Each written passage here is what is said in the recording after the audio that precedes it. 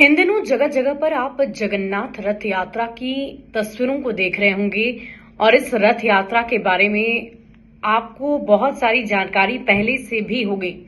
लेकिन ये रथ यात्रा इतनी खास क्यों होती है, इसकी क्या महत्वता है, इसका क्या इतिहास रहा है, धार्मिक मान्यता क्या रही है, इसके बारे में आपको पूरी जानकारी देते हैं। जगन्नाथ रथ यात्रा की तस्वीर पूरी से सबसे खूबसूरत आती है। ऐसे तो देश भर में जगह जगह पर ये रथ यात्रा निकाली जाती है, शहर शहर आप इस रथ यात्रा को देखते हैं, लेकिन पुरी में बहुत ही भव्यता के साथ, बहुत ही उत्साह के साथ इस रथ यात्रा को निकाला जाता है। आपको बता दें कि इसका इतिहास 800 साल पुराना है। पुरी में 800 सालों से इस इतिहास के साथ इस जगन्नाथ रथ यात्रा को पूरा किया जाता रहा है। भगवान जगन्नाथ यानी कि कृष्ण, बलराम और उनकी बहन सुभद्रा के साथ ये रथ यात्रा निकाली जाती है और बहुत ही भव्यता के साथ इसकी तैयारी आपको बता दें कि बहुत लंबे वक्त से चली आ रही है और खास करके अक्षय तृतीया के दिन से रथ के निर्माण का कार्य शुरू कर दिया जाता है, क्योंकि ये दिन बहुत ही खास होता है, बहुत ही महत्व रखता है। इसीलिए इस खास दिन से, इस शुभ दिन से इस रथ की निर्माण काम को शुरू कर दिया जाता है। इस रथ को नीम की लकड़ी से ही बनाते हैं, इसकी भी जानकारी दी गई है। साथ ही साथ आपको बता दें कि इसके पीछे जो धार्मिक मान्यताएं रही है वो ये रही है कि बहन यानी कि सुभद्रा की तरफ से ये कहा जाता है अपने दोनों भाई कृष्ण और बलराम को कि मुझे आज नगर देखने की बहुत इच्छा हो रही है। तो फिर क्या था, भाइयों ने रथ तैयार किया और सीधे निकल गए नगर का भ्रमण करने।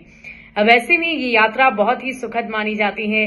रास्ते में वो 7 दिनों के लिए अपनी मौसी के घर पे रुकते हैं और इसीलिए कहा जाता है कि वे रथ यात्रा की जब शुरुआत होती है तो उसके बाद 7 दिन के लिए भगवान मौसी के घर जाते हैं, मौसी बाड़ी जाते हैं और वहीं पर इनका विश्राम होता है और फिर ये वापस अपने घर को लौट आते हैं।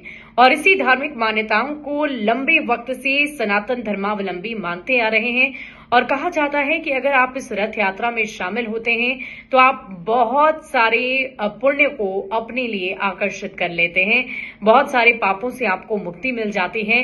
कहा जाता है कि 100 यज्ञ के बराबर इस रथ यात्रा में शामिल होना है।